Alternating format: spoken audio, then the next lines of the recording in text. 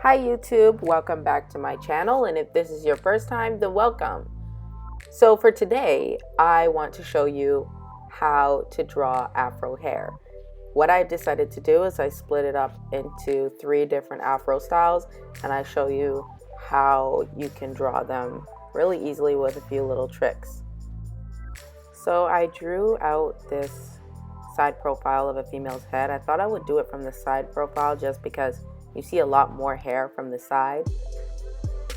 So I'm going to use Pinterest for my references just because it's an image-based platform. So the first reference I'm looking for is of a side profile of an afro because I want to get an idea of how the hair is going to lay in the side view and in how I'm going to draw her hair, because afros all can lay differently depending on the texture, depending on how it's styled, depending on the length, but you're the artist, so you get to decide that. This is the reference photo that I decided on to use as a little bit of inspiration of what I want her hair texture to resemble. So I'm going to start out by creating really zigzag lines, really going back and forth, creating kind of those clumps that you see a lot in afro hair. The clumps or the chunks always look different depending on what type of afro hair you're drawing. I'm trying to draw 4C afro hair, so I'm kind of just looking at how the woman in the reference photo, how the shape of her afro is just naturally combed out. It's not a perfect circle. Once getting the shape and the style down, I start to fill in the color of the hair. I always pick a color that is, well, if I'm doing black hair, I'm going to pick a color that's just a little bit lighter than the outline, because I also want to go back in afterwards and add shadows and highlights. And to do the shadows, I'm just going to take a color that's slightly darker than the hair and go in, add the shadows under the afro just to show the weight and the shape and the depth of the afro. And then to add the highlights, you're just going to pick a color that's lighter than the base color of the hair, and then go in and highlight the parts of the hair that you want to come forward. The darker parts of the hair, you want it to feel like it's receding. The lighter parts of the hair, you want to make it feel like it's coming towards you.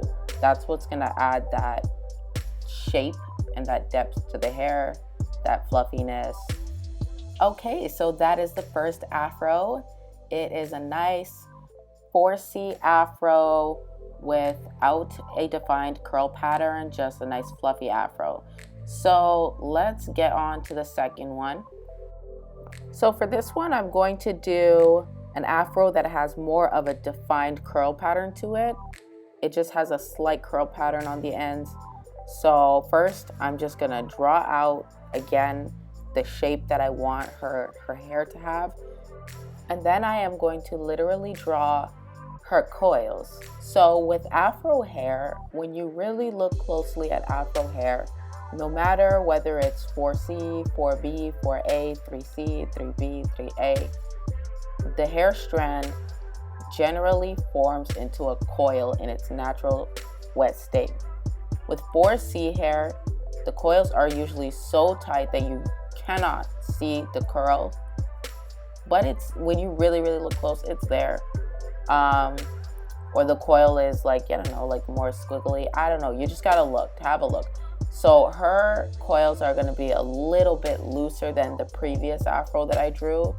So you're going to see a little bit of those curls on the end of her fro, but her fro is still going to be fluffy. So after I've filled in the color on her fro, I'm going to go back into the coils and I'm going to add some more individual coil strands. And the way I do these strands is I'm really just doing spirals, like little spiral circles, just adding a little bit more curliness, a little bit more bounce to her hair.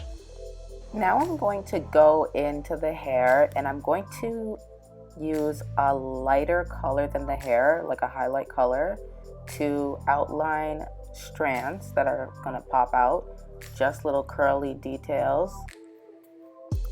Then following that, I'm gonna go in with a darker color to add, again, some depth to the hair so that it feels like parts of the hair are really sinking in and parts of the hair are really popping forward, because afros are round, big, and fluffy. They're not flat. So you gotta play with how you do your highlights and your shadows on the hair to make it feel like it's fluffy. And I am mixing up the levels of darkness that I'm using for these curls, because I just switched to a little bit of a lighter shadow. It's still darker than the hair, but it's lighter than the darkest shadow. And then I'm gonna go in and add another highlight that's a little bit darker than the highlights I already put. It's just to give the hair a variety in the highlights and the shadows. And there you have it. That is the second afro. So this is a more curl defined afro. For the next afro, I'm going to do a short kinky afro. So again, the same way that I started off all the other afro hairstyles, I'm going to do a rough sketch of how I want her hair to be shaped. And then I'm just gonna go back and outline it a lot more neatly, and also really paying attention to how I draw the line to show the texture of her hair. So the girl in the reference photo, she does have some curls on the top of her hair, like really tight coils. I decided that I want to simplify the afro and really just do a cute, neat, kinky afro. I can go back and add those little curls like I did in the second afro. I decided I didn't want to, but it's always an option. After I've filled in all the color in her hair with the base color, I'm just gonna go back and do just like I did with the last previous afros and throw in some shadows and some highlights.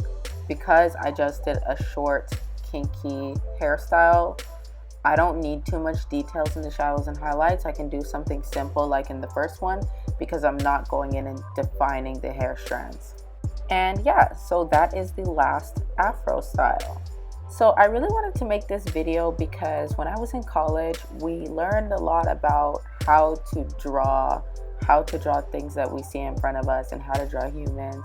But a lot of it was only drawing Eurocentric features, or just basically anything except for black people. We didn't learn how to draw black hair, black facial features, and how to paint black skin. Like, it's weird because we did learn how to paint skin, but I didn't learn how to paint black skin. So I had to learn on my own.